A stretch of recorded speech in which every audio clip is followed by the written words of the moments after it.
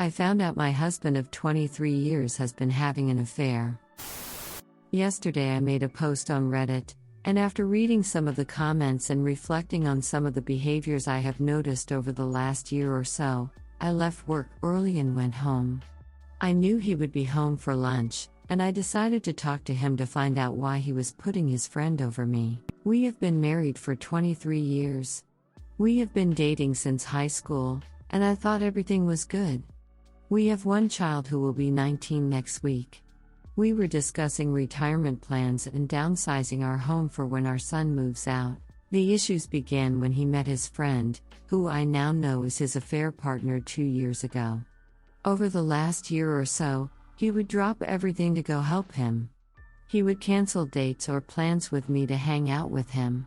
Sometimes he would even bring him with us on date nights.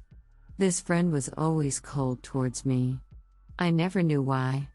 Anytime I brought it up with my husband, he would just dismiss it or tell me that the friend was shy or he didn't mean it. So, like an idiot, I believed him. God, I am so stupid. After I made the post, things just clicked for me. So I confronted him. I asked him why he kept canceling our plans to be with a friend, if maybe he was doing it on purpose, and he agreed with me.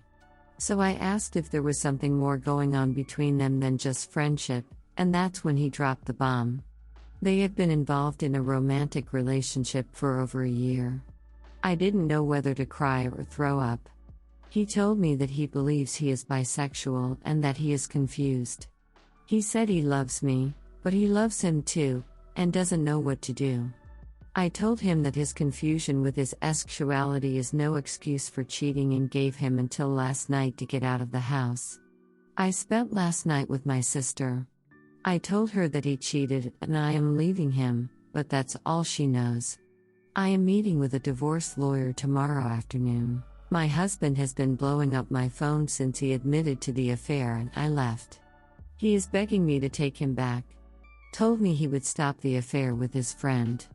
Has been crying and begging me to not abandon him, but I cannot bring myself to talk to him. My son came to my sister's after he got off work and I just told him that his father and I were divorcing, that he admitted to having an affair. My son asked who the affair partner was, and I told him that he should talk to his dad if he needed more details. As much as I hate that man right now, I do not feel it is my place to disclose his sexuality. And God, do I hate this man right now? My son left and apparently got into a huge fight with his father and basically told him that he was dead to him. I went back home this morning and I got physically sick when I pulled into the driveway. My home is a house of lies. I am the world's biggest fool. I am a walking joke. He left me a note by the coffee pot, something he did every morning, and he told me I was the love of his life and that nothing or no one would ever change that, and all I could do is cry. For the last 24 hours I have cried so much that I don't think I have any tears left. I don't know what to do or where to go. I want to be anywhere but here. Am I doing the right thing? Am I overreacting? Is it possible to forgive him and move on, or will he just do this again and be sneakier about it next time? Do I want to spend the rest of my life worrying if he will cheat on me with another friend, a stranger? I just don't know what to do. He was my rock. He was my best friend. At times like this I would go to him for support, but he is the cause of my pain and I just don't know what to do. Redditor's reactions story 2 after. Redditor 1, I went through almost the exact same thing. My wife of 24 years had a friend that she would do things with, a much younger woman. My wife and I were 48 at the time and the friend was 30. Turns out they were having an affair. For what it is worth, I think you did the right things. I tried to reconcile, tried to be understanding and supportive, and it did not work. We are now divorced. I frequently wonder what would have happened had I kicked her out of the house immediately. Watching your wife crying because she misses her friend and not crying because she is hurting you is probably the worst heart-wrenching thing that has happened to me. Redditor 2, start by reading lots of Chump Lady. Just discovered I was cheated on, now what? You handled everything the right way. You need distance to process your feelings. You did it the right way with your son. Your feelings are perfectly normal. It's normal to feel like a fool. You're not. You chose to love and trust your life partner. He chose to betray you the worst way possible. I suggest you keep your distance from him for a while to process things. It's likely his remorse will be short-lived and he'll be back to old ways. He has to put in real work to change who he is and what he did. Most people won't try. Don't second-guess yourself. Keep down the path you're on. Most couples don't survive infidelity. As I said yesterday, I think he has lost romantic love for you, which is why he kept inserting the other man into romantic affairs. He's still got lots of platonic love and y'all have a long history, but you need more. You deserve more. And you certainly deserve better. Story 2, he was cheating on me our entire marriage. It's over and I'm devastated. My husband 32M and I 34F have been married for just about 6 years. The night after we got engaged, I discovered that he had been intimating with people he knew in person on Facebook. His previous relationship was far more timely liberal and non-monogamous, so I set the rule that this was not okay with me. This was cheating. If he did it again, I would leave him. Of course, he did it again. He dramatically woke me up in the middle of the night a few years later to tell me he'd been doing it again. Honestly, I was relieved because I thought he'd been doing it that whole time. So, we went to counseling. Not even 6 months later, a friend of mine informed me that my husband had been flirting with his wife over Snapchat. Both parties insisted it was one drunken time. I had been working my ass off for 2 years to finish school so that we could go to Japan for a year or two. It was something we had been working towards and I had always dreamed of. We were literally just a few months from attaining that goal, so I wasn't going to let him take it from me. I buried those feelings deep. These acts of infidelity left me feeling undesired and I often blamed myself. They destroyed my sense of self-worth. Our time life was often distant, sometimes nearing dead bedroom territory, but it's not an issue he ever really tried to work on. I sought individual counseling, thinking maybe it was me. I got an IUD, thinking maybe my hormones were out of whack. What it was is that I felt so undesired and untrusting that the emotional connection wasn't there, and so I just never thought about time. When we got back from Japan, we had a rough year but things slowly got better. I started to feel unhappy though. We had a big come to Jesus talk about our relationship where we talked about our feelings, what we were going to do to save our marriage, and recommitted to each other. We finally started having time and connecting as a couple again. That was nice. But, it was gnawing at me. I had asked him point blank if monogamy was okay. He said yes. I asked him if the instances of cheating that I knew about were it. He said yes. Folks, surprise surprise, he's a liar. I'm not proud of this, but after 7 years of anxiety about it, I snooped on his computer. What I found was more than I could have imagined. He was cheating on me basically the whole time by intimating other girls. I confronted him with the evidence, and during the confrontation, he revealed that he never cheated on me because to him that isn't cheating, even though I told him that is to me. Very clearly. He revealed he got handsy with a girl in my house in my bed, but since he didn't go all the way, I guess that isn't cheating? It's over. I'm filing for divorce. I feel like I'm falling apart. Update. Thank you so much for the support, everyone. I really appreciate it. I am moving out next Friday. Hopeful for new beginnings. Update. He cheated on me for 8 years. Post-separation and I'm feeling at peace. I don't know if this will help anyone else here, but I thought I'd talk about my experience thus far. Basic summary of my previous post. Was married to my 34F husband 32M for 6 years, together for 8 years. He cheated on me 3 times via Sing. I knew about these incidents. Last month I discovered that there were far more, and he had been cheating on me our whole relationship. Within 10 days of this discovery, I moved out. I said my piece to him multiple times. Each time he apologized, it was always self-serving. He seemed sorry for the trouble his life was now going to have. He seemed sorry that his marriage was ending. He didn't seem sorry at all for what he did to me. I'll never get the closure that I want from him, because that closure would require him to feel empathy, something I truly think he is incapable of. I will not waste my energy chasing validation from a man that could share a life with me, but always look through me. In the past, during difficult breakups, I used to always blame myself. In fact, that's what kept me in this relationship even after knowing about the infidelity. I felt like I wasn't good enough. I was inadequate, a subpar wife. Yet, this time, I don't feel that way. I was a good wife. I tried my best. Yeah, sometimes I failed at things, but never to deserve this. The more I thought about it, the more I realized, not only was the cheating not my fault, but it wasn't about me. The cheating was never about me. The cheating is his problem, his inner demons, his unresolved issues. He wasn't out to maliciously hurt me, but did so out of extreme lack of empathy. He can't connect with people like I can. It's kind of sad. I said everything I need to say to him. The other day, I ran into him at a sandwich shop. I felt fine. I felt nothing. I said hello. I was cordial. I will not let this man destroy my life with anger or anxiety. I refuse to avoid my favorite places or be scared to see him on the street. He screwed up, not me. He isn't worth my anger. Our marriage wasn't worth saving. Now that I'm out, I feel lighter. He was an anchor tying me down.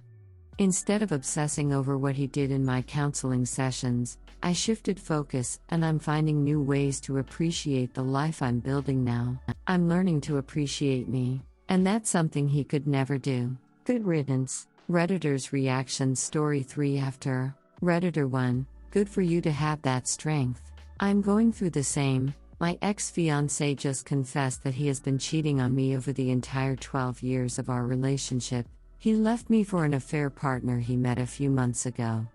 We were supposed to get married in October. I'm still struggling, although not as much as in the beginning, and I am definitely scared to run into him and her anywhere since we all live near each other. Your post is how I want to feel. I will be saving this to reread when these feelings get to me.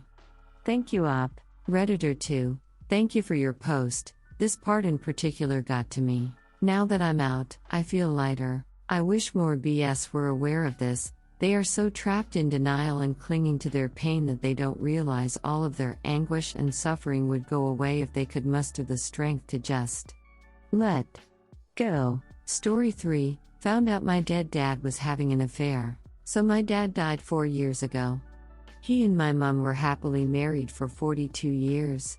We were a very small, but very close family. I have one brother and he has no idea about all of this. A few weeks ago she was clearing out the garage. What else can you do in lockdown? And she found a box of his things that she'd not seen before.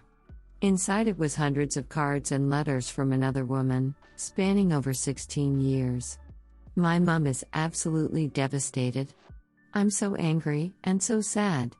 A 76-year-old woman should not have her heart broken at this stage in her life.